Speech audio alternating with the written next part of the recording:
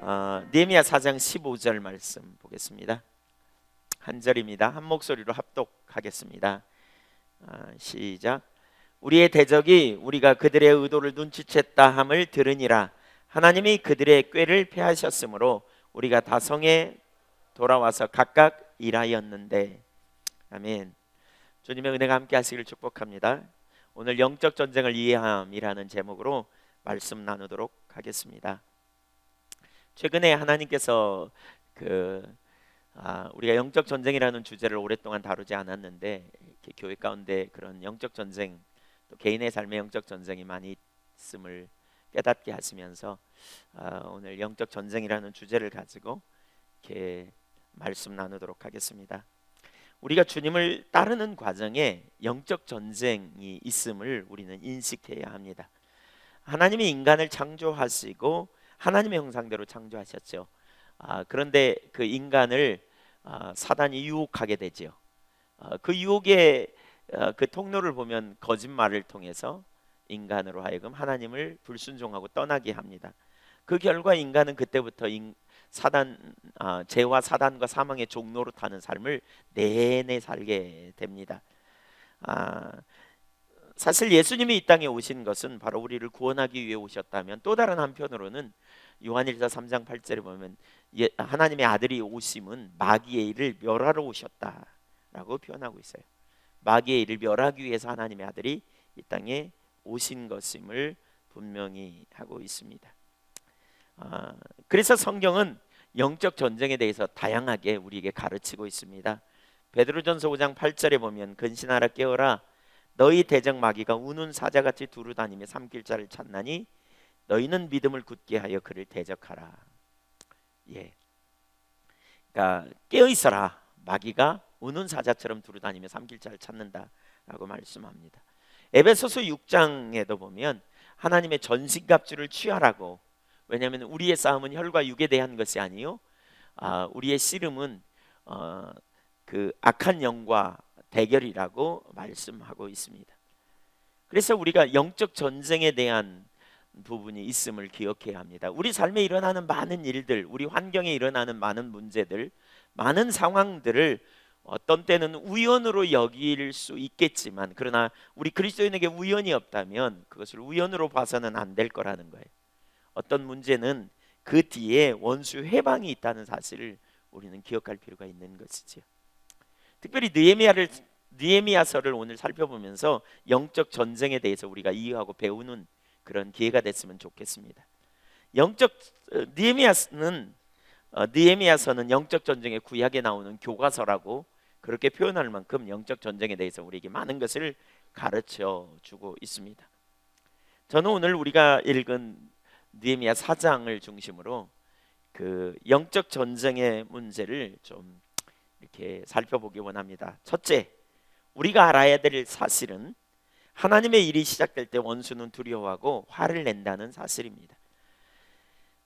하나님의 사람들이 하나님의 목적을 향해 나아갈 때 원수 마귀는 하나님의 일이 성취되지 못하도록 방해하고 회방하고, 그래서 하나님의 사람들을 대적하고 무너지게 하려고 하는 일을 한다는 사실을 염두에 두어야 돼요. 느헤미야 4장 1절 한번 보겠습니다.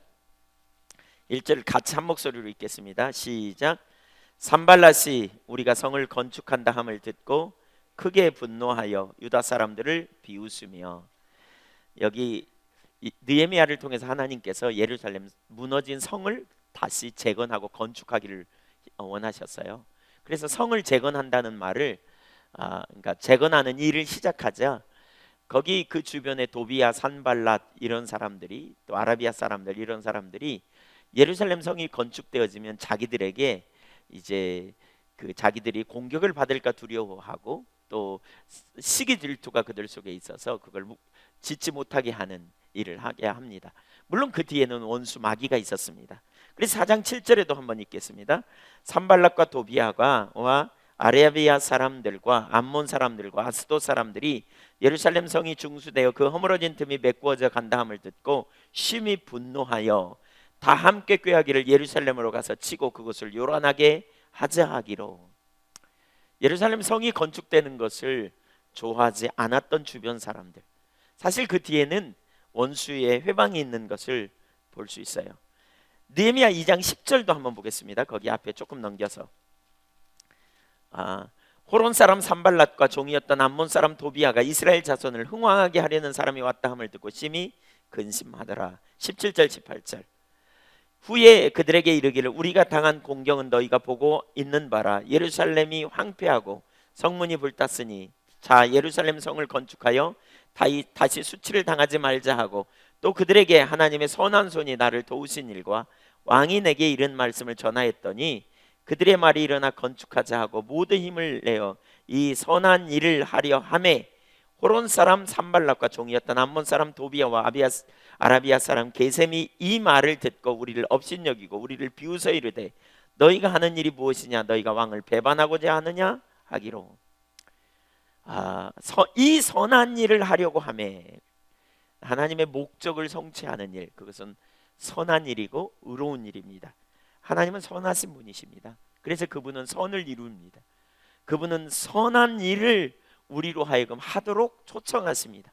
그러나 우리가 하나님의 명령을 따라 선한 일을 하려고 하는 순간 원수 마귀는 악을 기뻐하는 악한 일을 묘색하는 그리고 어떻게든지 사람들로 넘어지고 실족하고 실패하게 하려고 하는 분리하고 나누게 하려고 하는 원수 마귀는 하나님의 목적이 이루어지는 것을 원치 않아 회방하고 대적하는 일을 하게 한다는 것입니다. 마귀는 하나님의 일이 이루어지는 것을 너무나 잘 압니다. 일이 이루어지는 순간을 너무너무 원수 마귀는 잘 기억하고 압니다. 그래서 기가 막힌 타이밍에 하나님의 사람들을 공격합니다. 역사가 없으면 방해도 없어요. 하나님이 계획될 때부터 하나님의 일이 계획될 때부터 두려워하고 분을 내면서 대적합니다. 요한복음 8장 44절에 보면 마귀를 그렇게 지칭하고 있어요. 이스라엘 백성들이 하나님을 그러니까 예수님을 대적하는 것을 보고 예수님께서 바리새인들을 향해 너희는 너희 아비 마귀에게 속하였다 그러면서 저는 처음부터 거짓말장이요 살인하는 자니 거짓의 아비가 되었다. 마귀는 처음부터 거짓말장입니다. 그래서 거짓말을 지어내고 거짓말을 만들고 거짓말을 하나님의 사람들의 속에 던져 넣습니다. 그래서 왜곡시키고 그래서 혼돈하게 하고 그리고 낙심하게 하고 좌절하게 하며 하나님을 떠나게 하는 그런 일들을 원수 마귀가 합니다. 그래서 하나님이 역사하실 때 그곳에 거할 수가 없게 돼요. 마귀는. 왜요? 하나님은 진리를 드러내시거든요. 하나님은 선을 이루시거든요. 그래서 진리를 나타내시기 때문에 하나님이 역사하시는 곳에 원수 마귀가 역사하시면 거할 수가 없게 되기 때문에 하나님의 일을 대적해요. 진리를 방해하고 진리를 어떻게든지 막아서려고 하는 것이지요. 요한계시록 12장 12절에 보면 그 마귀가 자기의 때가 얼마 남지 않은 줄을 알고 하나님의 사람들 대적하니라 라고 표현하고 있어요. 하나님의 때가 얼마 남지 않은 줄 알고 원수 마귀는 하나님의 사람들을 적극적으로 대적하고 적극적으로 회방하고 방해하는 자리에 나가게 됩니다. 예수님이 공생애를 시작하려고 하시는 무렵에 광야에서 금식을 마치셨을 때 마귀가 거기 나타나서 무섭게 예수님을 유혹하고 공격합니다. 그러나 예수님은 그 유혹을 잘 넘깁니다. 또 예수님께서 거라사 군대 귀신 들린 자를 치유하시려고 이제 그 바다를 건너서 갈릴리 바다를 건너서 거라사 지방에 갈 때에 환경을 통해서 예수님을 공격합니다. 바람과 파도를 일으켜 가지고 예수님이 가는 그러한 타고 있는 배를 뒤집으려고 시도합니다. 그때 예수님께서 바람과 파도를 꾸짖음으로 그것을 통과합니다. 어떤 분들은 그 본문을 보면서 이렇게 말할 수도 있어요. 무슨 거기 마귀가 나오냐, 바람과 파도였지. 근데 예수님이 사용하신 그 바람과 파도를 꾸짖었다는 단어는 마귀를 꾸짖을 때 사용하셨던 단어와 동일한 단어입니다. 그래서 그 바람과 파도를 통한 그 뒤에 원수 마귀의 회방이 있었다는 사실을 이해할 수 있습니다. 또 예수님의 사역을 가지고 가족들을 충동해서 방해했고 바리새인들을 충동해서 계속해서 방해하는 모습을 보게 됩니다. 예수님의 제자인 베드로를 통해서도 마귀는 공격했어요. 예수님께서 인자가 십자가에 못 박혀 고난을 받고 죽임을 당하고 사흘 만에 살아나야 하리라 라고 말하자 베드로를 통해서 베드로가 이렇게 말하죠. 주여 그리하지 마옵소서. 인간적인 의리를 가지고 베드로는 말했지만 사실은 예수님은 그 뒤에 사단이 역사하는 것을 보면서 사탄아 물러가라 라고 이렇게 단호하게 명령하심으로 사단의 공격을 파하시는 것을 볼 수 있습니다. 결국 마지막에는 어떻게 합니까? 가룟 유다를 통해서 예수님의 제자였던 가룟 유다의 마음속에 예수를 팔려는 생각을 넣어 주었더라. 요한복음 13장 2절은 그렇게 말합니다. 그래서 가룟 유다가 은전을 받고 예수님을 마침내 팔아버립니다. 은전의 좀 일부를 돈을 받고 예수님을 팔려는 그 가룟 유다의 욕심과 그리고 예수님이 정말 메시아라면 스스로 자기를 보호할 것이다 라는 생각에 예수님을 팔아넘기게 됩니다. 이것이 원수 마귀의 끝없는 하나님의 목적이 성취되려는 것을 방해했던 전략들입니다. 모세를 통해 이스라엘을 구원하려고 할 때 사단은 거기서 회방하고 나섰습니다. 또 다니엘이 기도응답을 받으려고 하는 순간 가브리엘 천사를 통해서 기도응답이 내려오는 순간 사단은 공중 권세를 잡은 사단은 그 일을 가로막고 나섰습니다. 또 사도들이 복음을 전할 때 유대인들을 충동시켜서 복음이 증거되는 일을 가로막는 원수 마귀의 공격이 있었던 것을 볼 수가 있습니다. 바울이 복음이 전파될 때 바보섬에서 박수무당을 통한 그러한 회방으로 복음을 전하는 것을 가로막으려고 했습니다. 빌립보에서 점하는 귀신 들린 여종을 통해서 복음이 방해되려고 하는, 가로막으려고 하는 그런 시도도 했던 것을 볼 수 있습니다. 하나님의 사람들이 하나님의 목적을 가지고 나아갈 때 원수 마귀는 그냥 두지 않아요. 어떻게든지 억압하고 어떻게든지 회방하고 어떻게든지 나누고 그리고 복음이 증거되는 것을 가로막으려고 하는 모습을 볼 수 있어요. 그래서 어떤 사람은 그런 표현을 해요. 우리가 예수 믿으면 원수 마귀가 우리 등에다가 권총 타켓만한 그 타켓을 붙이고 다닌다는 거죠. 왜요? 공격하려고요. 그러나 우리가 주님께 더 많이 쓰임 받고 더 많이 쓰임 받으면 우리 뒤에다가 그 양궁 타켓만한 큰 타켓을 붙이고 간다는 거예요.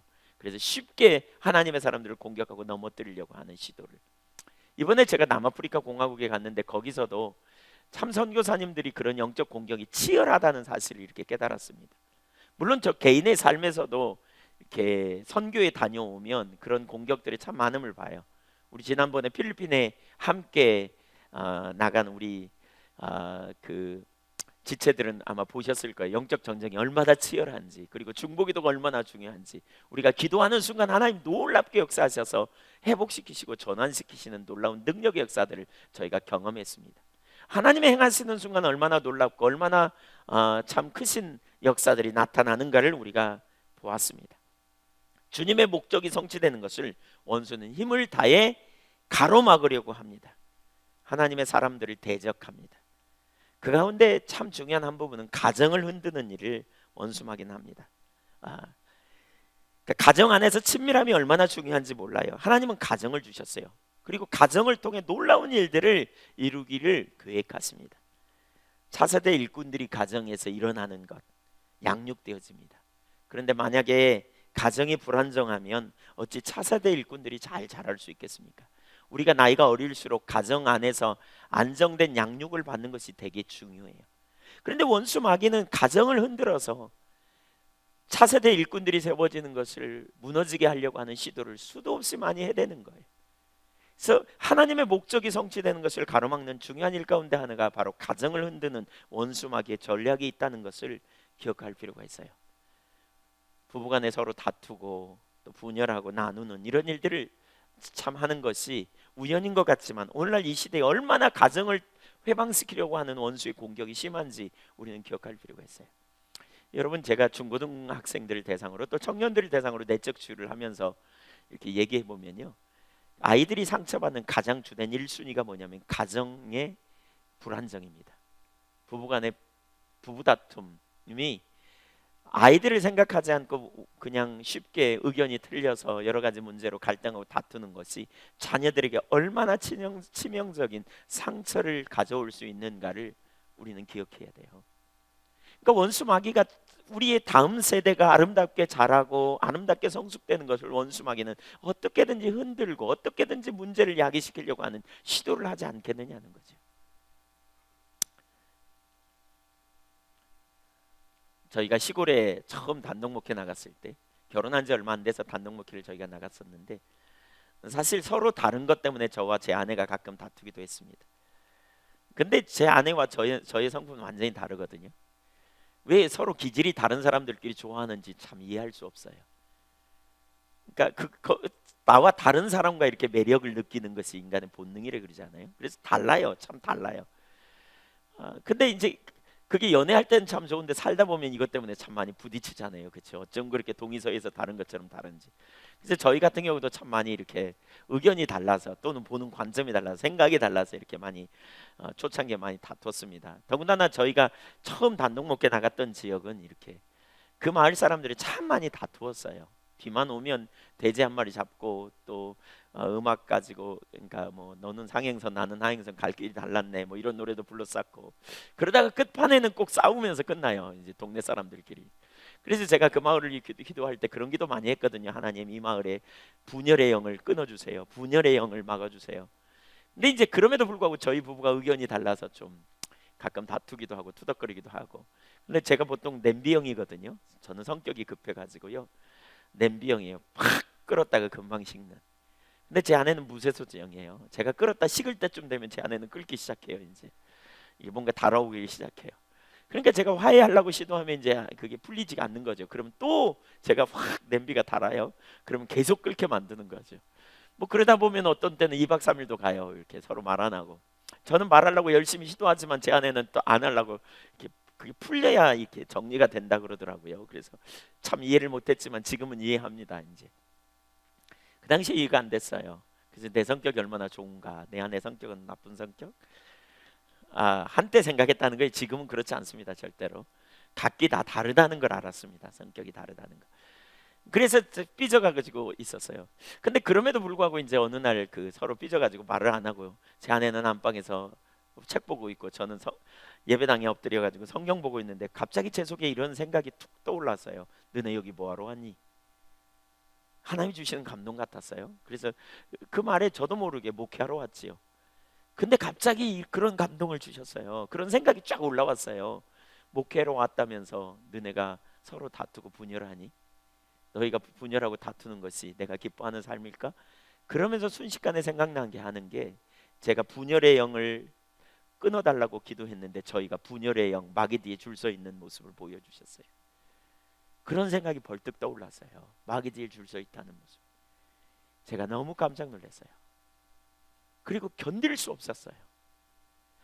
우리의 부부싸움 뒤에 영적인 문제가 있었구나. 우리가 부부간에 갈등하는 것 뒤에 영적인 문제가 있었구나 라는 생각을 깨닫게 됐어요. 성격이 다르기 때문이라고만 단순히 치부하기에는 영적인 문제라는 게 있다는 사실을 염두에 두게 된 거예요.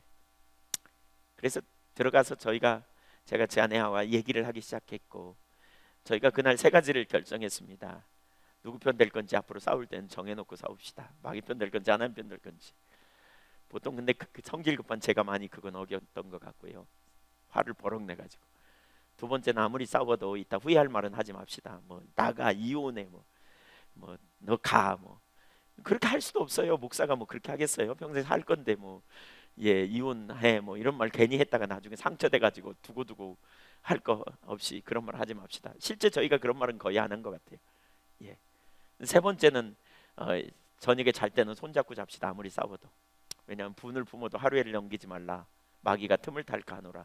성경이 그렇게 말하고 있거든요. 그래서 화해하자는 거예요. 빨리 화해하자. 이건 저한테 되게 유리한 조항이라는 생각을 하면서 제가 이렇게 왜냐하면 냄비는 쉬우니까. 근데 막상 화해하자니까 이게 쉽지 않더라고요. 또 막상 다치니까. 근데 영적 공격이라는 생각을 해본 적 있나요, 여러분? 있으신가요? 사실 우리 가정 안에서 다음 세대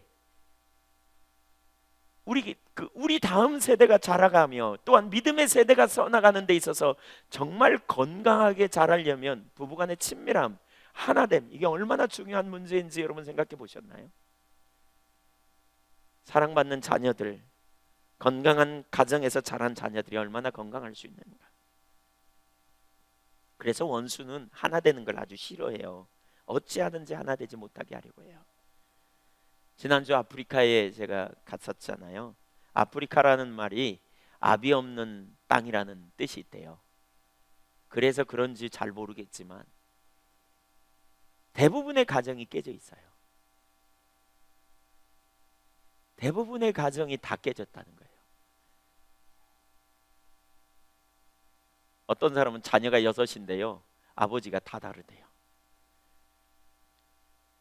그러니까 남자들은 씨 뿌리고 가고 여자들은 자녀 키우고, 그래가지고 원망 불편 쓴뿌리로 가득 차 있는, 미움으로 가득 차 있는, 언제 깨질지 모르는, 왜 이런 일이 있을까라는 생각을 해보게 됐는데요. 너무나 놀라운 사실은 선교사님들 섬기는 그런 집회 가운데 있는데 선교사님들 가정도 대부분이 가정에 상당히 심각한 문제가 있는, 실제로 어떤 가정은 깨져 있는 가정도 있고요. 너무너무 아픔이 있는. 같이 집회를 하는 가운데 그런 문제를 다루기 시작했습니다. 영적인 문제가 있는 것을. 그리고 하나님께서 한 부부를 서로 만나게 하셨다는 주권을 인정한다면 어떻게 처신해야 될지를 나누게 되었고, 그래서 각자가 회개하고 중심에 하나님 앞에 회개했을 뿐만 아니라 서로에 대해서 잘못한 부분을 중심에 나누게 됐습니다. 우리가 입술로 하나님의 영광이라고 해서 마귀 뒤에 줄 서 있으면 안 되지 않겠는가. 근데 이렇게 해나가는 가운데요 서로 화해하고 서로 싸매면서 너무너무 놀라운 회복이 일어나기 시작했습니다. 계속 나중에는 막 그러는 거예요. 서로 일어나서 전에는 내가 상대편 탓이라고, 나는 잘하고 있고 상대편이 잘못인 줄 알았더니 하나님께서 기도하는데 내가 문제인 것을 보여주셨다, 내 문제였다, 그러면서 나와서 공개적으로 사과하고요. 끝날까지 계속 그러더라고요. 이분 저분이 돌아가면서. 그 중에 어떤 분은요 그런 부분을 회개하고 나서 자기의 문제가 아이들에게도 문제 있다는 사실을 깨닫고 자녀들에게 용서를 중심에 빌게 되었는데요, 그 중에 어떤 자녀는 한국에 와 있는데 문자를 보냈더니 아빠를 이해해, 아빠를 용서할게, 이렇게 나오기도 하고요. 어떤 그 중에 한 자녀는 아직 좀 생각 좀 해봐야 되겠다고 이렇게 문자도 오고, 또 한 자녀는 얘기했더니 울면서 깨졌던 관계가 완전히 회복되는 역사도 나타나고요. 너무너무 놀라운 치유와 전환이 일어나는, 영적인 문제가 있음을 기억하지 못했더라면 어떻게 그런 일이 일어날 수 있었겠는가. 부부간에 서로를 향해 말로 상처를 주고받은 문제들. 원수마귀는 가정을 깨려고 해요. 원수마귀는 우리가 하나 되는 걸 아주 싫어해요. 특별히 이 세대에 얼마나 많은 가정이 그렇게 공격을 받고 있는지 모르겠어요. 여러분 우연히 일어난 게 아니에요. 그냥 단순히 성격 차이가 아니라고요. 단순히 어떤 기질이 다르기 때문에 문제만이 아니라고요. 그대는 원수 회방이 있음을 기억해야 돼요. 여러분 하나님께서 여러분에게 아내와 남편을 주셨다면 그것은 바로 하나님의 만나게 하신 주권적인 역사라는 사실을 기억해야 돼요. 서로 다르게 하셨음에도 다름에도 불구하고 만나게 하신 이유가 무엇일까요? 하나님께 서로 팀을 이루어서 아름다운 가정을 이루게 하시는 것이지요. 우리는 다 기대하는 바가 있죠. 어떤 분이 미국의 어느 목사님이 그렇게 고백했더라고요. 저는 제 아내와 결혼할 때 제 아내가 성품적으로는 성 테레사와 같고 그래서 자기를 정말 위하는 그런 사람이기를 원했다. 정말 자기를 기쁘게 해줄 수 있는 사람이기를 원했다. 알고 봤더니 자기 아내도 자기의 성품이 그런 사람이기를 기대했다는 거예요. 근데 살다 보니까 그렇지 않은 것 때문에 다투고 나누고 싸우고 그렇게 나갔다는 거예요. 그러나 하나님께 서로를 만나게 하셨다는 사실을 기억할 필요가 있어요. 그래서 어떻게 합니까? 서로를 존중하고 이해해야 합니다. 하나 되게 하심을 힘써 지켜야 합니다. 우리의 자존심이 우선이 아니고 우리의 감정이 우선이 아니고 우리의 욕심이 우선순위가 아니고 우리는 하나님을 신뢰하는, 하나님을 믿는 사람으로서 주님의 진리에 동의하는 자리에 가야 합니다. 거기에 영적 전쟁의 승리가 있습니다. 원수마귀는 하나님의 일이 어찌하든지 무산되고 하나님의 목적이 무산되게 하려고 하는 끊임없는 시도를 한다는 겁니다. 가정을 깨뜨리고 지체간의 하나됨을 깨뜨리고 모임을 깨뜨리고 연합을 깨뜨리고 나누게 하고 하나님의 목적과 의도가 어찌하든지 무너지게 하려고 하는 그런 시도를 하고 있음을 기억할 필요가 있습니다.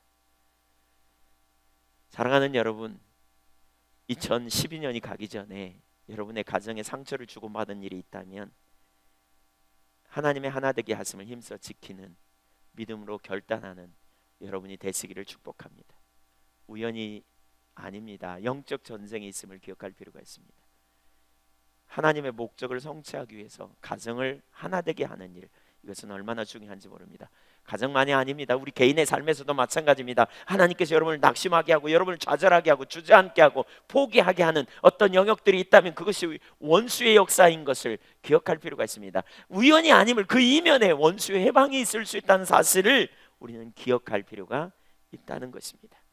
하나님은 하나님의 목적을 우리를 통해 성취하기 원하십니다. 그러나 원수는 하나님의 목적이 성취되는 꼴을 보기를 원치 않아요. 그래서 어찌하든지 회방하고 어찌하든지 넘어지게 하고 어찌하든지 주저앉게 하려고 하는 회방이 있다는 사실을 우리는 기억할 필요가 있는 것입니다. 두 번째, 원수의 가장 주된 공격 중에 하나는 부정적인 말입니다. 원수는 말로 인해서 하나님의 사람들을 공격합니다. 말이 얼마나 중요한지 모릅니다. 그 중에 첫 번째, 말로 인해 문제에 집중하게 만듭니다. 느헤미야 4장 2절 3절 보겠습니다. 같이 한번 읽죠. 시작. 자기 형제들과 사마리아 군대 앞에서 일러 말하되 이 미약한 유다 사람들이 하는 일이 무엇인가? 스스로 견고하게 하려는가? 제사를 드리려는가? 하루의 일을 마치려는가? 불탄 돌을 흙 무더기 앞에 다시 일으키려는가 하고 암몬 사람 도비아는 곁에 있다가 이르되 그들이 건축하는 돌 성벽은 여우가 올라가도 곧 무너지리라 하더라. 말에는요 영향력이 있어요. 특별히 이 부정적인 말은 상당히 영향력을 가져요. 우리 인간은 많은 상처를 받고 또 한계를 경험했기 때문에 어떤 부정적인 말들이 우리 가운데 올 때에 그 말들을 믿어버리는, 이렇게 받아들이는 경향이 있어요. 그래서 말의 그 영향력으로 말미암아 염려하고 낙심하고 두려움 또는 생각을 분산시켜 혼란케 하는 이런 일들을 하게 됩니다. 어떤 말을 들으면 그런가? 이런 생각이 우리 안에 갖는 것이 인간의 모습이에요. 거짓말이라는 사실을 알매도 불구하고 자꾸 들으면 혼돈되어집니다. 정말 그럴까? 라는 생각. 원수 마귀가 바로 그것을 노리는 것입니다. 그래서 관계를 깨뜨리고 낙심케 합니다. 그래서 말로 인한 원수의 공격이 성경에 있다는 사실을 우리에게 가르쳐요. 특별히 에베소서 6장 16절에 보면 믿음의 방패로 원수의 화전을 소멸하고 라고 말합니다. 여기 원수의 화전, 불화살을 얘기해요. 릭 조이너라고 하는 분이 쓴 빛과 어둠의 영적 전쟁의 그림자라는 책에 그런 표현이 나타나요. 말세지 말에 그 사단이 하나님의 사람들을 공격하는 통로에 대해서 이렇게 말하면서 그런 표현을 했더라고요. 근데 저는 그 말이 상당히 일리가 있다고 보는데, 그게 뭐냐면 미성숙한 성도들을 통해서 말로 인해 공격을 한다는 거예요. 그러니까 미성숙한 성도들이 말로 인해서 다른 사람을 공격하는 거예요. 판단하고 정죄하고, 또 왜 그런 거 있잖아요. 왜 말 잘 못하는 사람들, 이런 거 있죠. 왜 사무엘상 18장에 보면 이런 일이 있거든요. 다윗이 블레셋 대군을 물리치고 돌아올 때 여인네들이 서가지고 노래를 불러요. 사울은 천천히요, 다윗은 만만히로세.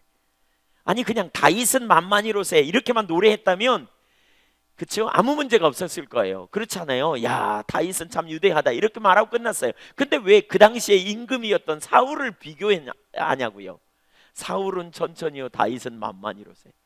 이 말을 들은 사울이 되게 기분 나쁘지요. 이렇게 말 잘못하는 사람들 때문에 시험 드는 경우도 있죠. 이 말의 영향력이 대단해요. 사울이 그날 그 말을 듣고 너무 화가 나가지고요, 밤새 끙끙거리잖아요. 그러다가 어떤 결론을 내립니까? 결국 말로 인해 충동질을 받아가지고요, 다윗을 죽여야 자기가 인기를 얻을 수 있고, 어쩌면 다윗이 자기를 죽일지도 모른다는 불안감 때문에 결국 다윗을 죽이기로 작정해요. 그 다음 날 악신이 그에게 힘있게 내렸더라고 성경은 말하고 있어요. 어떤 말을 들으면 그리고 그것을 되새김질하면, 그것을 자꾸 받아들이게 되면 그 생각에 빼앗기게 되고, 그 생각에 반응하려고 할 때 원수 마귀가 그걸 통해 이용해서 그 사람 전체의 삶을 흔들어 버리는 경험을 할 수 있단 말이에요. 원수 마귀는 말로 인해 사람을 공격해요. 시험에 들게 해요. 사람들을 통해서 그렇게 하기도 하고, 또 마음속에 그런 생각을 떠오르게 하고, 특별히 어떤 말이요? 부정적인 말. 오늘 본문에 보니까 그 부정적인 말 중에 뭐냐? 자신의 약함에 집중하게 합니다. 문제에 집중하게 하는 게 원수의 전략이었습니다. 거기 그렇게 말하잖아요. 너희가 이 성을 쌓아? 너희가 이걸 가지고 여기 성을 쌓아서 제사를 드리려고 해? 하루에 일을 마치겠느냐? 너희가 이 불탄 돌을 흙무더기에서 다시 일으키겠다고? 야, 너희가 쌓은 성 여우가 올라가도 무너지겠다. 여우는 개보다 작거든요. 아주 미약한 동물이 올라가도 그거 무너져 버리겠다. 그 성을 쌓아? 말도 안 된다. 야, 사람이 넘어가기는커녕 개도 넘어가겠다. 여우도 타고 넘어가겠다. 다 무너져 버리겠다. 너희가 이 큰 일을 어떻게 해? 자신들의 문제에 집중하게 해요. 눈앞에 있는 문제. 사실 우리 인간의 본능은요, 기본적으로 자신의 약함에 집중하는 본능이 있어요. 그래서 왜 사사기 6장에 보면 하나님께서 기드온을 부르실 때 기드온이 그렇게 말하거든요. 우리 집은 므낫세 집안 중에서도 므낫세 지파 중에 가장 작은 집안입니다. 근데 내가 뭘 하겠다고요? 또 예레미야 1장 6절에 보면 예레미야 선지자가 그렇게 말해요. 소명을 하나님께서 말씀하시자, 나는 작은 자니이다. 나는 어린아이입니다. 나는 말할 줄 모릅니다. 이렇게 표현해요. 이것이 인간의 본능이에요. 자기의 약함을 찾고 봐. 그리고 약함으로 자기를 판단해요. 그러나 복음은 그 약함에 집중하기보다는 하나님께 집중하죠. 하나님 그 너머의 능력, 우리 약함 너머의 하나님의 능력에 집중하게 합니다. 그럼에도 불구하고 원수마귀는 기회만 되면 우리의 문제에 집중하게 돼요. 그리고 문제에 반응하게 되죠. 문제에 집중하고 문제에 반응하면 어떻게 됩니까? 그 문제를 해결할 능력이 없는 자신을 보고, 그 문제가 너무 큼을 보고 포기하고 낙심하고 좌절하게 해버리는 것이 원수의 전략입니다. 그래서 두 번째 어떤 일이 벌어지냐? 원수는 다양한 방법을 통해 공격해서 결국 두렵고 낙심케 하려고 합니다. 두렵고 낙심하는 일을 하게 합니다. 특별히 원수의 그 공격은 낙심케 합니다. 그래서 너희가 그걸 가지고 뭘 하겠다고 이렇게 말하니까 그들이 환경을 보기 시작합니다. 드디어 10절을 한번 볼까요? 10절 같이 읽습니다. 시작. 유다 사람들이 이르기를 흙무더기가 아직도 많거늘 짐을 나르는 자의 힘이 다 빠졌으니 우리가 성을 건축하지 못하리라 하고, 그들은 스스로 자신들을 봐요. 상황을 봐요. 그러면서 문제를 봐요. 문제가 너무 커요. 야, 우리가 이 문제 어떻게 해? 우리가 이런 상황을 어떻게 해? 도저히 불가능하다. 이 일 절대로 할 수 없어 라고 낙심하고 좌절합니다. 이것은 원수가 말로 해방한 결과로 나타난 일입니다. 12절도 한번 보실래요? 12절 시작. 그 원수들의 근처에 거주하는 유다 사람들도 그 각지에서 와서 10번이나 우리에게 말하기를 너희가 우리에게로 와야 하리라 하기로. 무슨 얘기예요? 대적들의 근처에 사는 성벽 재건에 참여하지 않은 유대인들이 저들의 유업에 두려움을 느끼고 사람들에게 피하도록 자신들이 사는 지역에 오라고 권면합니다. 이 일에 협조하지 마. 이 일에 해야 하면 너네 저 대적들에 의해 죽어. 하지 마. 그러면서 원수의 유업의 결과에 동조합니다. 결국 성벽이 건축되는 것을 막으려고 하는 원수의 시도에 유대인 중에 일부가 동조하고 넘어가기 시작했다는 거예요. 실제 일하는 사람들도 우리는 능력이 없어. 이 남은 일이 너무 커. 이 일을 우리가 어떻게 하겠어? 자신들의 능력에 집착해서 더 이상 할 수 없도록 만들려고 하는 것이 원수의 전략인 것이지요. 사실 우리는 참 조심해야 됩니다. 한편으로는 이걸 보면 우리가 하나님의 일을 행하면서 우리가 믿음의 사람이라고 말하면서 어떨 때는 우리도 모르는 순간 환경에 집중하게 되면 불신의 자리에 갈 수 있다는 거예요. 불신의 사람, 불신의 통로가 되지 않는지 우리가 조심해야 돼요. 스스로 원수의 통로가 되지 않도록 주의할 필요가 있어요. 민수기 13장에 보면 하나님께서 약속했던 가나안을 주시겠다고 하면서 12명의 정탐꾼을 보낼 때 그 중에 10명은 부정적인 보고를 하거든요. 12명 중에 10명이 왜 부정적인 보고를 했습니까? 그들의 초점이 환경에 있었기 때문입니다. 하나님이 아니고 능력이 아니고 주님이 아니고 환경에 있었기 때문에 그들이 환경에 집중하게 됐어요. 그 결과 어떻게 됩니까? 낙심하고 포기하게 만듭니다. 60만 명이 거기 동조에 넘어가 버리지 않아요. 한번 따라서 하십시오. 믿음의 말을 하자. 스스로 원수의 통로가 되지 않기를 조심하십시오. 사실 우리가 보는 바, 특별히 부정적인 말, 안 될 것처럼 여겨질 때 부정적인 말. 왜 안 될 것처럼 여겨지느냐면 환경에 초점이 있기 때문에 그래요. 여러분 빌립보서 1장 6절에 보면 이렇게 하나님 말씀하세요. 우리 속에 착한 일을 시작하시니가 그리스도 예수의 날까지 그 일을 마치려 하며 그 능력이 조금도 부족하지 않음을 우리가 아노라. 우리 속에 착한 일을 시작하신 이가 예수님이세요. 주님이 그 일을 시작하셨다면 그분의 능력으로 그 일을 반드시 이루실 줄 믿으시기 바랍니다. 원수 마귀는 어찌하든지 우리로 낙심하고 좌절하게 하려고 합니다. 안 변할 것처럼, 안 될 것처럼, 넌 안 돼, 넌 형편없어, 네 같은 게 뭐래. 우리를 참소합니다. 우리가 하는 사역을 참소합니다. 우리가 하나님의 목적에 우리의 삶을 드리고 우리가 우리 가정을 이제 지켜나갈 때, 또 부부간의 친밀함을 위해 우리가 나아갈 때 원수 마귀는 여러 모양으로 우리를 참소할 수 있습니다. 너는 안 돼, 너 같은 게 뭐해, 소망이 없어, 안 돼. 부정적인 말들을 쏟아부었습니다. 문제를 봐라, 상대편을 봐라, 이 상황이 변하겠는지 봐라, 절대로 불가능하다. 원수마귀가 그렇게 쏘아대는 불화살에 우리는 받아들이고 우리도 모르는 순간에 동조하는 경향이 있다는 것이지요. 원수마귀가 던지는 불화살에 동조하지 않기를 축복합니다. 6장 2절도 한번 보겠습니다. 6장 2절 5절까지 산발락과 게셈이 내게 사람을 보내어 이르기를 오라 우리가 오노 평지 한 촌에서 서로 만나자 하니 실상은 나를 해하고자 함이었더라. 원수마귀는 별 전략을 다 써서 하나님의 일이 맞게 하려고 별짓을 다 하는 거죠. 3절 내가 곧 그들에게 사자들을 보내어 이르기를 내가 이제 큰 역사를 하니 내려가지 못하겠노라. 어찌하여 역사를 중재하게 하고 너에게로 내려가겠느냐 하매 그들이 4번이나 이같이 내게 사람을 보내되 나는 꽃같이 대답하였더니 산발랏이 5번째는 그 종자의 손에 봉하지 않은 편지를 내게 들려보냈는데 5번이나 편지를 보내는 거예요. 그러니까 여러 가지나 일에 집중하지 못하게 신경 쓰게 하는 거죠. 그 결과 9절 보세요. 그 이유가 뭔가. 9절 이는 그들이 다 우리를 두렵게 하고자 하여 말하기를 그들의 손이 피곤하여 역사를 중지하고 이루지 못하리라 함이었더라. 다 일을 못하게 하려고, 두렵게 하려고. 원수 마귀는 우리를 두렵게 해요. 낙심하게 해요. 좌절하게 해요. 혼돈하게 해요. 말을 통해서, 상황을 통해서, 환경을 통해서, 여러 가지를 통해서 집중적으로 공격을 던지기도 하고 문제를 내기도 하고, 그것이 원수 마귀의 시도예요.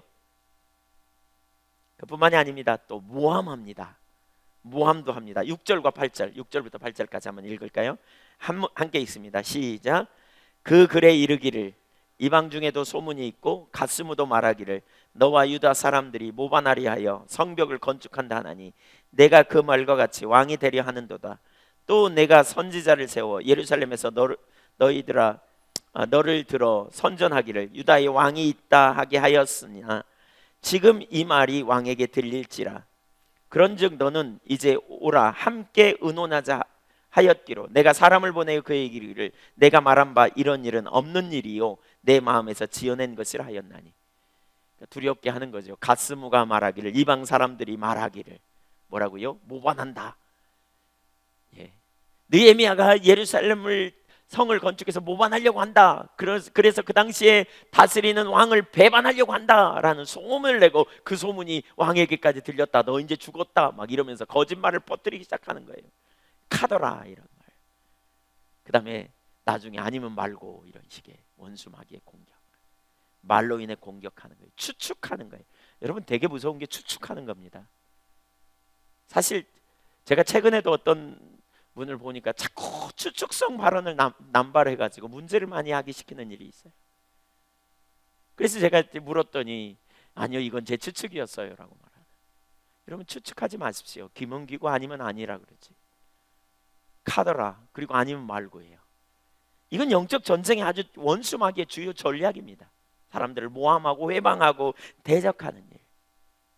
혹시 여러분 누군가에 대하여 어떤 사람이 나에게 이런 생각을 갖고 있는 것 같다 그러면 추측하지 말고 가서 물어보세요. 혹시 이런 생각 나한테 갖고 있냐고. 뭘 두려워서 못 물어보세요. 그리고 진짜 그렇다 그러면 왜 그러느냐고 얘기를 나눠보고 얘기가 안 통하면 그 다음에 하나님께 맡기세요. 어쩌면 대부분의 경우는 나 그런 적 없는데 이렇게 나올 거예요. 우린 대부분이 그렇게 추측하는데 되게 익숙해요. 속으로 말 안 하고 겉으로는 아닌 것 같고 속으로 그렇게 추측하면서 엉뚱한 얘기를 하기 쉽죠. 물어보세요. 그런지 아닌지. 우리가 각자가 하나님을 사랑하고 경외한다면, 하나님 앞에 정직하게 대면하면 별거 아니거든요, 사실. 근데 원수 마귀가 영적 전쟁을 통해서 이런 다양한 각도로 우리를 회방하고 공격할 수 있다는 통로를 이해할 필요가 있다는 거예요. 말로 인하여 낙심하게 하려고 하는. 10절부터 13절도 한번 읽어볼까요? 그 후에 무헬다베르 손자 들라야의 아들 스마야가 두문불출하기로 내가 그 집에 가니 그가 이르기를 그들이 너를 죽이러 올 터이니 우리가 하나님의 전으로 가서 외소 안에 머물고 그 문을 닫자. 저들이 반드시 밤에 와서 너를 죽이리라 하기로 내가 이르기를 나 같은 자가 어찌 도망하며 나 같은 몸이면 누가 외소에 들어가서 생명을 보존하겠느냐. 나는 들어가지 않겠노라 하고 깨달은즉 그는 하나님께서 보내신 바가 아니라 도비아와 산발라색의 뇌물을 받고 내게 이런 예언을 함이라. 그들이 뇌물을 준 까닭은 나를 두렵게 하고 이렇게 함으로 범죄하게 하고 악한 말을 지어 나를 비방하려 함이었느니라. 낙심하게 하려고. 심지어 뭐라고요? 하나님이 이런 감동을 주셨다. 저들이 너희를 죽인다. 그러니까 빨리 전으로 가서 외소에 숨자. 그러면 네가 살게 될 것이다. 일을 중단하려고 별짓을 다 하는 거죠. 여러분, 원수 마귀는 아주 교활합니다. 그래서 하나님의 사람들로 하여금 어떻게든지 하나님의 목적하는 자리에 서지 못하도록, 하나님의 사람들이 믿음 안 서지 못하도록 어떻게든지 하나님의 사람들을 주저앉게 넘어지게 하려고, 하나님의 목적이 어그러지게 하려고 하는 것이 원수 마귀의 전략이에요. 그래서 우리는 깨어 있어야 돼요. 그래서 우리는 하나님의 길에 서 있을 필요가 있어요. 그런 문제를 우연으로 여기지 말고 하나님 앞에 우리가 대면하고 담대히 서야 된다는 거죠. 여러분, 우리의 삶에 일어나는 일이 우연이 아님을 기억해야 돼요. 우리는 합리적인 사고를 가지고 있어요. 그래서 모든 일을 합리적으로 이해하려고 해요. 그러나 어떤 문제든 합리적으로만 이해할 수 없는 문제가 있음을 기억해야 돼요. 성경은 그것이 영적 전쟁임을 말해요. 그 뒤에 회방하는 영이 있다는 거예요. 그 뒤에 속이는 영이 있다는 거예요. 생각을 통해서 그 영적인 공격을 우리 가운데 던져줄 수 있어요. 무심결에 어떤 생각이 올라와야, 어떤 사람의 태도를 보고 왜곡된 추측이 우리 가운데 떠오를 수도 있다는 거죠. 어떤 사람의 말을 통해 그것이 우리 가운데 공격으로 올 수도 있는 영적 전쟁이 있음을 우리가 기억해야 돼요. 영적 전쟁을 이해 못하면 우리는 다 누구 탓? 그 인간 탓, 저 사람 탓, 내가 잘못돼서 자책하는 탓. 영적 전쟁이 있음을 기억해야 돼요. 그 뒤에 원수의 해방이 있음을 기억해야 돼요. 다양한 각도로 원수가 해방해요. 어떤 때 우리가 자책을 안 합니까? 어떤 때는 성경을 읽다가 의심이 팍 들어올 때 자책하죠. 근데요, 원수 마귀가 의심을 넣어줄 수 있어요. 근데 우리가 그 의심을 받아들이고 계속 발전하면 죄가 되지만, 그 생각이 우리 속에 들어온 것 자체가 죄는 아니라고요. 음란한 생각이 우리 속에 들어온 것 자체는 죄가 아니라고요. 그것을 원수가 던질 수 있어요. 그러나 그 다음 순간 우리가 끊어버려야 돼요. 대적하고 파해야 돼요.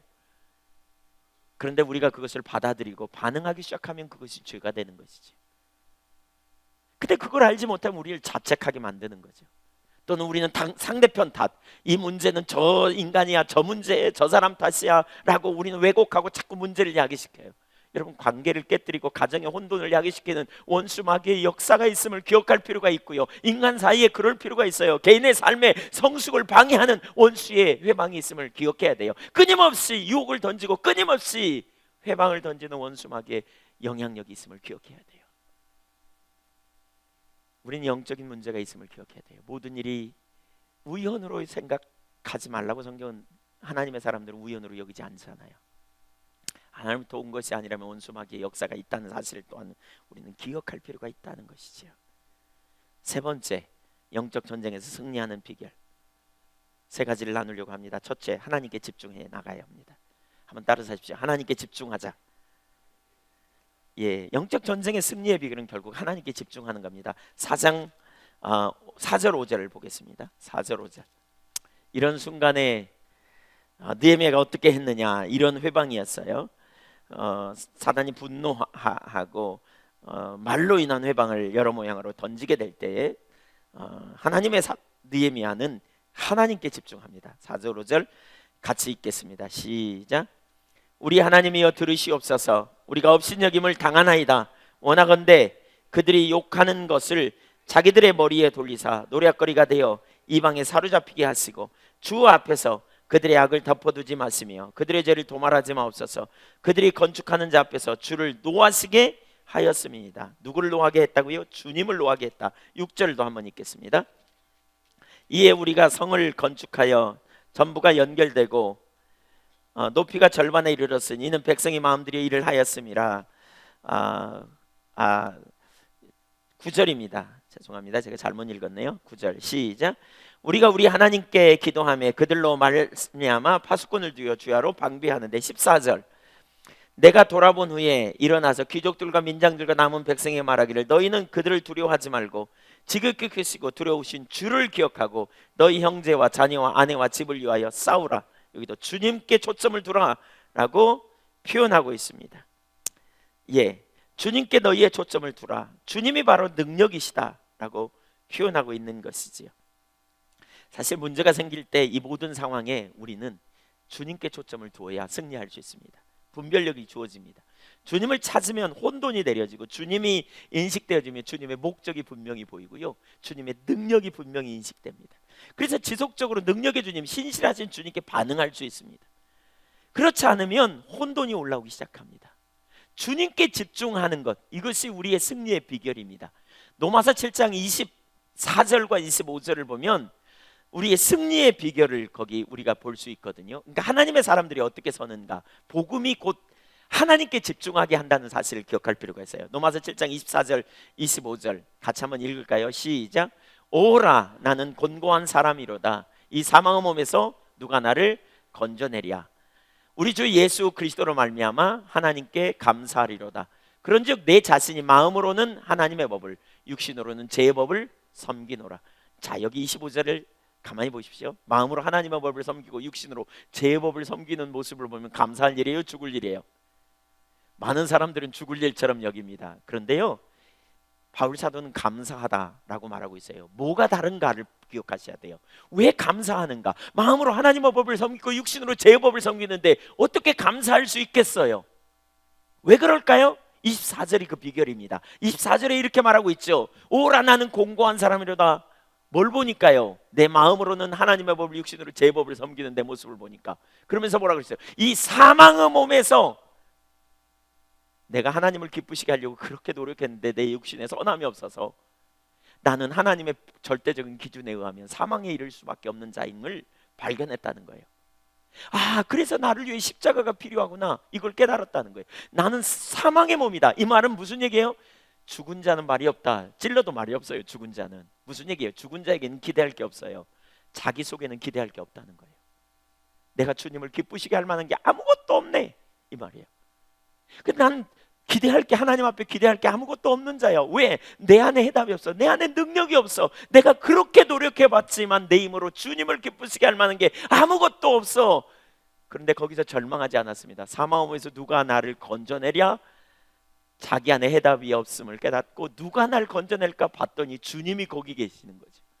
그래서 예수님이 나를 건지실 유일한 능력이구나. 여러분 안에 해답이 없음을 발견하십시오. 그리고 항복하는 거예요. 그 다음에 예수님 안에서 나를 내가 구원을 받은 자예요. 사실 이 사실을 정말 제대로 깨달은 사람은요, 더 이상 낙심도 좌절도 안 해요. 왜요? 이런 나를 건지신 하나님의 은혜가 보이지 않아요. 죄책감도 더 이상 갖지 않아요. 왜냐하면 실패한 자신을 볼 때 원래 내가 그런 자이니까요. 내 안에 기대할 게 없는 사람은, 그래서 25절에 감사한 이유가 뭐냐 보세요. 자기에게 집중하고 있다면 감사할 게 아니라 죽을 것 같을 거요. 왜요? 또 넘어졌네 이러면서 또 죽을 것 같죠. 그런데 하나님께 집중했기 때문에, 그리스도께 집중한 거예요. 바로 내가 이러기 때문에 그리스도가 오셨구나. 그래서 자신에게 집중하지 않고 항복한 사람은 더 이상 자기를 바라보지 않고 예수 그리스도께 집중하는 거예요. 그분이 이루신 일, 그분의 십자가, 나 같은 죄인 살리신 주님의 놀라운 은혜, 내가 죄인 되었을 때 나를 구원하시려고 하나님께서 아들을 낳지 않고 건져내시다니, 그분의 놀라운 사랑이 얼마나 크고 놀라운가. 그래서 초점이 주님께 집중돼요. 주님께. 넘어질수록 감사한 거죠. 이런 나를 건지신 주님, 내가 선함이 없음을 알아요. 그래서 넘어졌어요. 이게 원래 저예요. 그렇지만 나를 건지신 당신의 은혜가 너무 크고 놀랍습니다. 나 같은 죄인 살리신 하나님의 은혜가 너무 크고 놀랍습니다. 주님, 그 은혜를 인하여 감사합니다. 행복한 사람은 더 이상 자기에게 집중하지 않아요. 주님께 집중해요. 그분의 능력에게, 그분의 은혜에. 그렇죠. 그분이 착한 일을 시작하셨으니 그분이 이루실 것을 알아요. 그분이 말씀하셨고 그분이 이루실 걸 알아요. 그분이 당신의 능력으로 온전케 행하실 것을 분명히 인식하고 나아가는 거예요. 그래서 하나님은 대저 하나님의 모든 말씀은 능치 못하심이 없느니라고 말하고 있어요. 내게 능력 주시는 자 안에서 내가 모든 것을 할 수 있느니라고 성경은 말씀하고 있어요. 복음은 문제에 집중하는 데서 뛰어 하나님께 집중하게 해요. 복음은 우리 자신의 한계에서 뛰어 눈을 떼어 주님께, 우리를 구원하신 완전한 하나님의 사랑, 하나님의 능력, 하나님의 전지하심에 우리의 초점을 두게 하세요. 원수마귀는 문제에 집중하게 하고, 그리고 문제에 반응해서 낙심하고 좌절하게 한다면, 복음은 하나님께 집중하게 하고 그분의 은혜에 집중하게 하고 그분의 능력에 집중하게 해요. 그래서 어떻게 해요? 주님의 능력을 의지하여 가는 것이지요. 사실 이 능력을 발견한 사람들을 하나님 쓰세요. 하나님 약한 자를 들어 강한 자를 부끄럽게 하신다 그랬잖아요. 고린도전서 1장 26절 이하에 지혜로운 자를 들어 미련한 자를 들어 지혜로운 자를 부끄럽게 하신다 그랬잖아요. 어젯밤에 제가 성경을 읽다 보니까 사사기에 보면 12명의 사사 이야기가 쭉 나오거든요. 근데 그 가운데 두 번째 이 앞에 사사 중에 한 사람이 누구냐면, 그러니까 첫 번째 사사가 운니엘이고 두 번째 사사가 에웃입니다. 에웃. 근데 이 에웃이라고 하는 사람의 이야기를 읽으면서 굉장히 이렇게 은혜가 되더라고요. 에웃은 베냐민 지파의 에웃입니다. 근데 베냐민이라는 이름의 뜻이 뭐냐면 오른손의 아들, 이런 뜻이에요. 근데 에웃은 왼손잡이라는 표현이 있어요. 근데 그 원어를 보니까 무슨 의미가 있냐면요, 오른손이 없는, 왼손만 있는, 이런 의미예요. 그러니까 장애가 있어요. 에웃이라고 하는 사람은 왼손만 가진 사람이에요. 손이 하나밖에 없는 사람. 근데 하나님이 그를 들어서 이스라엘을 구원하는 일에 사용하십니다. 그래서 그가 왕에게 나아갈 때 왕이 경계심을 풀고 그를 받아들입니다. 왜냐하면 장애가 있기 때문에. 그런데 그를 들어서 하나님께서 이스라엘을 구원하는 일에 사용하셨습니다. 하나님은 약한 자를 들어 강한 자를 부끄럽게 하십니다. 그것이 하나님의 능력입니다. 왜냐하면 하나님이 하시기 때문에 그렇습니다. 하나님의 능력이십니다. 그분이 그분의 방법대로 그분의 능력을 나타내시고 역사하신다는 사실을 우리는 기억해야 합니다.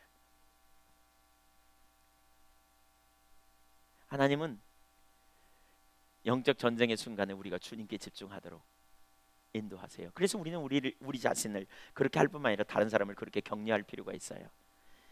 우리 4장 13절 14절 한번 보실까요? 또 13절 14절 시작.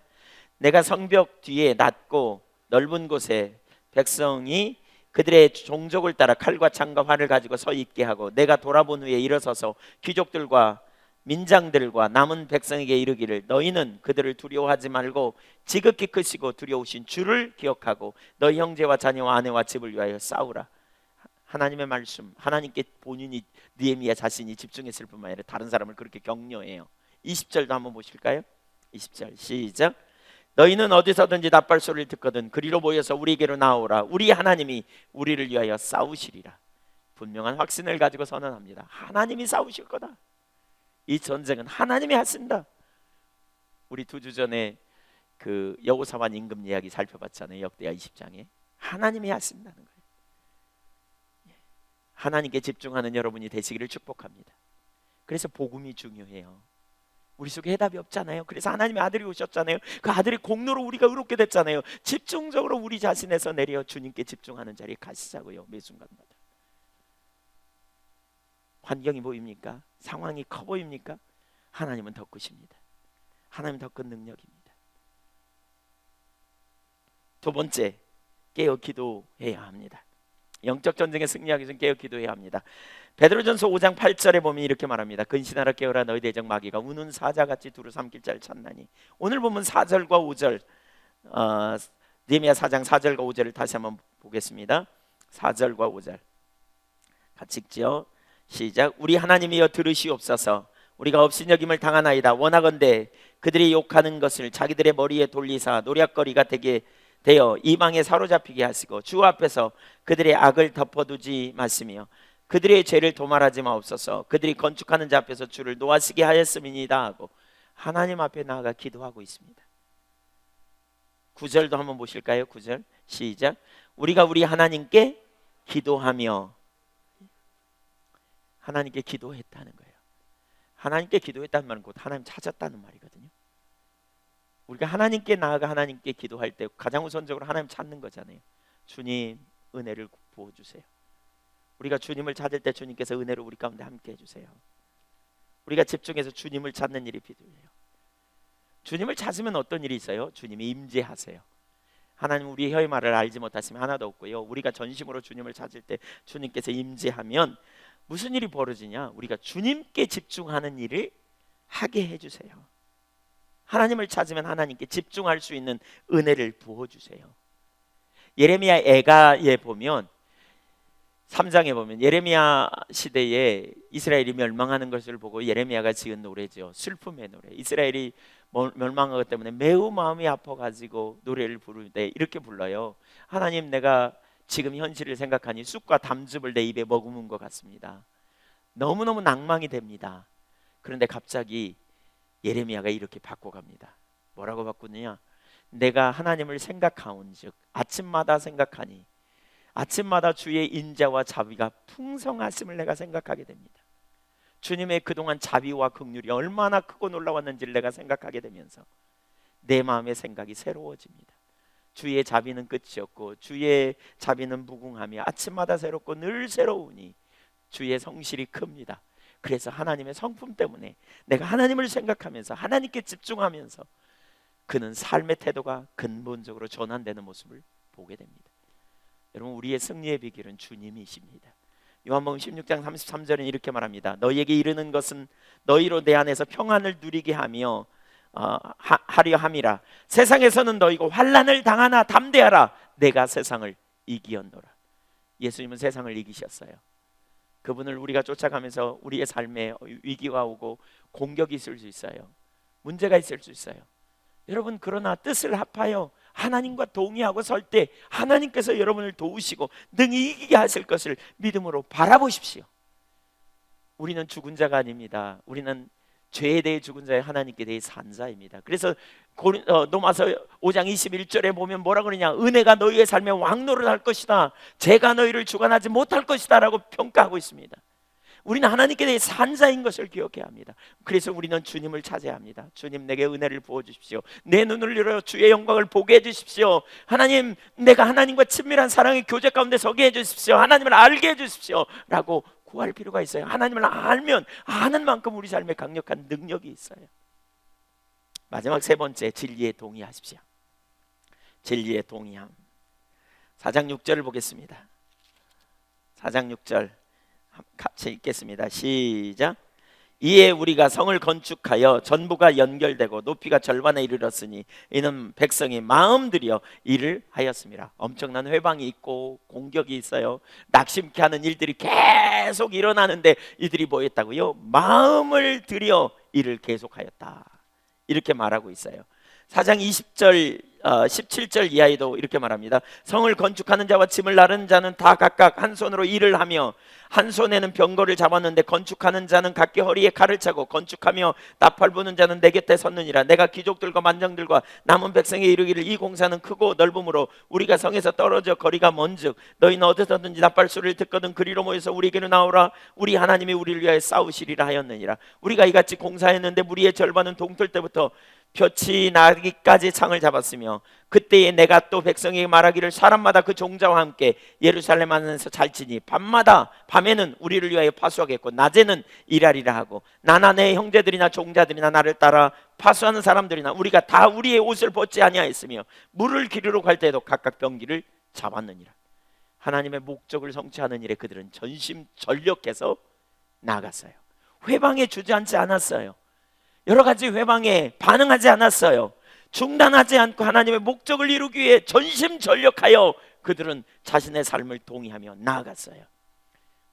하나님께서 우리를 세우시고 우리를 회복시키는 것도 주님의 선한 일이라고 저는 믿습니다. 하나님께서 우리 가정을 세우시고 아름답게 빚어가신 것도 하나님의 선한 목적이라고 믿습니다. 원수가 참소하여 우리를 낙심하고 주저하게 하고, 또한 우리가 주님의 사역을 감당하려고 할 때 낙심하고 좌절하게 만들고 또 포기하게 만들려고 하는 여러 가지 시도를 합니다. 가정 안에서도 이런 시도를 끊임없이 원수 마귀는 해댑니다. 가정을 세우시는 분이 하나님이시요, 우리 가정을 통해서 하나님께서 놀라운 일을 이루시는 것이 하나님의 계획이고 일이라고 한다면 원수 마귀 회방에 휘둘리지 않기를 축복합니다. 여러분의 개인의 삶에 원수 마귀가 여러분의 이 세워지고 여러분이 회복되고 온전케 되어지는 일을 해나가는 일에 있어서 원수 마귀가 회방한다면 그 일에 여러분 절대로 휘둘리지 않기를 축복합니다. 전심전력하여 하나님의 목적의 삶을 드리고 거기에 우리의 열정을 두어 우리가 해야 될 일이 무엇인지를 분별하고 적극적으로 반응하며 나아가야 될 줄로 믿습니다. 무엇보다 중요한 게 진리에 동의하는 일입니다. 진리에 동의하는 게 뭡니까? 무엇이 하나님이 기뻐하시는 일인가를 생각하는 겁니다. 지성에서 우리는 머릿속에서 지성에서 하나님이 기뻐하는 일이 뭔가, 내가 이 상황에 뭘 해야 되는가, 하나님의 목적이 뭔가를 우선순위로 생각하는 겁니다. 아까 가정의 문제를 생각하면, 부부간에 하나 되는 일을 생각한다면 뭡니까? 우리 부부를 만나게 하신 주권자가 하나님이시다. 여기서부터 출발해야 합니다. 우리 가정을 만나게 하신 분이 하나님이시다. 하나님이 우리를 만나게 하셨다. 그렇다면 어떤 결론이 나옵니까? 하나님이 반드시 하나 되게 하실 것이다. 하나님이 서로를 사랑하게 하고 서로를 싸매고 서로 하나 되게 하심으로 말미암아 아름다운 가정을 이루게 하실 것이다. 그런데 왜 안 되는가? 뭐가 문제인가? 사실 그때 우리가 생각해 보야 될 게 뭡니까? 우리 옛 본성에서 나오는 자기중심성입니다. 자기를 기쁘게 하려는 경향, 자기 나름대로 자기 중심에 머물러 있어요. 서로 다 자기가 옳다고 생각하는 거죠. 자기 관심에 머물러 있는 거죠. 자기 관점에 있는 거예요. 어떤 사람이 결혼하면서 테레사 같은 아내를 얻기 원했다 그랬잖아요. 근데 살다 보니까 테레사가 아니고 그 속에 그냥 온갖 악한 것이 있는 걸 보았다. 그래서 실망했다. 그리고 상대편 잘못이라고 말했다. 알고 봤더니 자기 아내도 똑같은 기대감을 가졌다가 똑같이 실망한 모습을 보았다. 하나님의 절대적인 기준 앞에서 자기를 기쁘게 하려는 게 내려져야 돼요. 여러분, 우리가 영적 전쟁의 진리에 동의하려면요, 자기중심성이 내려져야 돼요. 사단의 공격은 자기중심성을 막 불러일으켜요. 그게 뭐예요? 너를 기쁘게 해라. 너 자존심 상하지 않냐? 너를 뭘로 보고 그러냐? 자기를 기쁘게 하려는 경향에 불질러댑니다. 그리고 자기 기준을 갖다 들이댑니다. 네 기준 봐라. 상대편이 잘못이다. 저 인간이 문제나. 자기 기준을 갖다 들이댑니다. 사람과의 관계가 깨지게 하고, 또 자기 나름대로의 기준을 가지고 환경을 바라보게 하고, 또 자기 능력으로 그 일을 해결하려고 하는 자기를 과신하는 경향에 갖다 붙입니다. 그리고 마지막으로 자기를 변호하게 합니다. 열심히 네가 옳아. 왜 옳은가? 머릿속으로 생각하기 시작합니다. 1번 이게 옳아, 2번, 3번, 4번 나름대로 근거를 댑니다. 결론은 자기가 옳아. 상대편은 다 잘못됐어. 자기가 옳다는 걸 증명하기 위해서 우리가 얼마나 씨름해야 됩니까? 얼마나 자기를 옳다고 증명하려고 하는 시도 때문에 수없이 많은 관계가 깨지고 있는지 모릅니다. 원수 마귀가 우리의 옛사람, 아담의 본성에서 나오는 옛사람을 충동질해야 됩니다. 그렇게 그거야. 우리도 모르게 거기에 반응합니다. 우리가 할 일이 있어요. 하나님이 우리에게 지성해 주시는 하나님의 기준, 여러분의 기준이 잘 안 보여서 여러분 이미 그 감정에서 나오는 옛 본성에서 나오는 것이 여러분의 지성을 점령해 버렸다면, 하나님의 기준이 뭔지 기준을 볼 줄 아는 사람에게 물어보십시오. 뭐가 하나님의 기준이, 내가 어떻게 해야 되는지 안 보인다면, 그래서 하나님의 기준을 따라 내 의지를 거기 드려야 합니다. 왜 그렇습니까? 갈라디아서 5장 24절은 이렇게 말합니다. 그리스도 예수의 사람들은 그 육체와 함께, 심플 네이처, 죄된 본성을 말합니다. 그 죄된 본성과 함께 정과 욕심을 십자가에 못 박은 자니라. 그리스도 예수의 사람들은 정과 욕심을 십자가에 이미 못 박은 자입니다. 우리의 옛 본성을 못 박았기 때문에 우리는 진리의 동의하에 설 수 있습니다. 감정이 끝까지 게 뭔데, 자존심이 끝까지 게 뭔데, 그 못 박혔다. 그리고 돌아서서 진리의 동의하에 가는 것입니다. 하나님이 기뻐하는 삶이 뭔가, 내가 하나님을 기쁘시게 하랴, 나를 기쁘게 하랴 라고 생각하며 진리에 동의하여 나아가야 합니다. 죄가 너희를 주관할 수 없다고 성경은 말하고 있습니다. 로마서 6장 14절에 죄가 너희를 주관치 못하리니, 왜요? 이미 우리는 죄에 대해 죽은 자입니다. 우리는 하나님에 대해 산 자입니다. 그래서 은혜가 너희 안에서 왕노릇할 것이다. 은혜가 우리 안에서 왕노릇합니다. 우리가 진리를 결단하고 하나님의 뜻대로 서기를 결단하면 주님께서 우리를 도우십니다. 주님께서 우리에게 그 진리에 동의하여 설 힘을, 능력을 부어주실 것을 믿음으로 기대하고 나아가십시오. 원수가 우리를 공격하도록 내버려 두지 마십시오. 자기중심성을 부인하십시오. 마음과 육체에 원하는 것을 부인하십시오. 진리에 동의하기를 결단하십시오. 하나님이 기뻐하시는 길을 따라 내 삶을 살겠노라 작정하고 결단하십시오. 내가 주님 편에 서겠다. 우리가 자기중심의 원수의 공격을 받고 자기중심으로 돌아가면요, 전부 상대편 탓입니다. 자기 잘못도 조금 있지만 그러면서 남 탓 다 됩니다. 하나님 앞에 서면요, 결국 자기 탓입니다. 이번에 아프리카 가가지고도 그 선교사님들 가정에 결국은 선교사님들, 사모님들 와서 그런 고백을 하기도 하고, 뭐 남편도 마찬가지고요. 내가 문제, 아니 저가 문제인 줄 알았더니, 나는 잘하고 저가 문제인 줄 알았더니 기도하는데 하나님의 관점이 내가 문제라고 다 그러신다. 대부분이 다 내가 문제. 우린 자기중심성이에요. 자기를 기쁘게 하려는 경향이 있어서 그래요. 원수가 그걸 충동질해요. 어린아이처럼 돌아서시자고요. 마지막 한 가지만 말씀드리면, 하나님께서는 이런 영적 전쟁을 우리에게 허락하신다는 사실이에요. 영적 공격을, 원수마귀의 공격을 허락하시기도 한다는 거예요. 때로는. 누가복음 22장 31절에 보면 베드로에게 예수님이 이렇게 말씀하죠. 사단이 너를 밀가부르듯 하려고 요구하였다. 허락을 맡으러 왔다는 말이거든요.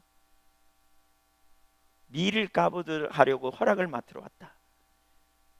이 무슨 얘기예요? 여기 밀을 까부르듯이라는 말은요, 밀을 방아찢듯 하려고 한다, 밀을 탈곡하듯 하려고 한다라는 표현이에요. 그러니까 밀은 탈곡되어야 먹을 수 있어요. 탈곡도 안 된 밀을 어떻게 먹겠어요? 탈곡이 필요해요. 그러니까 실제로 영적 전투를 허락하셔서, 공격을 허락하셔서 이 베드로를 밀을 탈곡하듯이 그의 인격을 변화시키고 그를 성숙시키는 통로로 하나님께서 허락하셨다는 거예요. 무슨 얘기예요? 베드로가 예수님을 부인하는 일, 그 원수의 공격을 따라 부인하잖아요. 그리고 결국 베드로가 예수님을 3번 저주까지 하면서 부인해버렸잖아요. 근데 그 일은 결국 어떤 일이 벌어집니까? 베드로는 더 이상, 그 전에는 큰 소리 빵빵 칩니다. 네가 나를 3번 부인할 거야. 무슨 얘기입니까? 제가 죽는 자리까지 갈 준비되었습니다. 죽어도 부인 안 합니다. 그래서 은혜를 구해. 그랬더니 엎어져 졸고 있던 베드로가요, 그 다음번에 무슨 일이 벌어집니까? 더 이상 자기를 신뢰할 게 없음을 알고 철저하게 성령의 사람, 철저하게 하나님의 사람, 믿음의 사람으로 그의 삶이 전환됩니다. 디베랴 바닷가에서 예수님께서 물고기를 그에게 많이 잡도록 하시고, 요한의 아들 시몬아 너나 사랑하냐 3번 물으신 다음에 이렇게 말합니다. 전에는 네가 남이 너에게 띠띠우고 네 마음대로 다녔지만 이제 너의 인생은 남이 너의 띠띠우고, 남이 너희를 띠띠우고 가게 하리라. 곧 성령의 사람이 될 것을 의미하는 거예요. 전에는 네가 네 생각대로, 네 안에 해답이 있다고 생각하고 네 감정대로, 네 능력으로, 네 지혜로 나름대로 살아가고 하나님의 은혜를 구하지 않았지만, 이제 네가 실패한 이후에, 네가 이제 넘어진 이후에, 네 자원이 아무것도 아님을 깨달았기에 네가 이제 성령을 의지하고, 네가 이제 하나님의 은혜를 의지하고 사는 믿음의 사람이 될 거다. 그 이후에 실제로 베드로는 그렇게 놀랍게 변화됩니다. 믿음의 사람으로. 그래서 하나님은 영적 전쟁을 우리 가운데 허락하시기도 한다는 것이지요. 왜요? 하나님의 사람, 하나님 자원의 사람, 능력의 사람, 믿음의 사람으로 살도록 하기 위함입니다. 여러분에게 영적 전쟁이 있습니까? 하나님은 우리가 영적 전쟁을 허락하셨다면 실패하도록 하기 위해 영적 전쟁을 허락하신 게 아님을 기억하십시오. 그것을 통해 우리가 빚어지기를 원한다고요. 오늘 아침에 한 지체가 저에게 문자를 보내왔어요. 그래서 제가 그 지체에게 문자로 답을 보냈어요. 그러면서 이런 생각이 제가 들었어요. 설교 준비를 거의 마칠 시점이었는데 이런 생각이 들었어요. 이분이 진리로 설 수 있다면 얼마나 담대할까? 진리에 동의하면 얼마나 속사람이 강건해질까? 개인의 삶에 지금 위기가 있고 어려움이 있어요. 그러나 진리로 동의해서 이 과정을 넘기면 속사람이 너무너무 강건하게 될 거다. 한편으로는 소망이 부어지더라고요. 위기는 곧 기회예요. 여러분의 삶에 영적 전쟁이 있고 여러 가지 환경적인 공격이 있고 문제가 있습니까? 하나님께 반응하십시오. 사람을 기쁘게 하랴 하나님을 기쁘게 하랴. 우리는 자기를 기쁘게 하면서 하나님을 기쁘시게 할 수 없어요. 내가 나를 부인하고 하나님을 기쁘시게 하면 하나님의 길이 여러분의 삶에 회복될 것이고 하나님의 뜻이 회복될 것이고 하나님의 영광이 드러나며 하나님의 통치가 이루어지며 하나님의 나라가 이루어지는 놀라운 능력의 역사를 보게 될 줄로 믿습니다. 결국 느헤미야를 통해서 하나님은 하나님의 목적을 성취하십니다.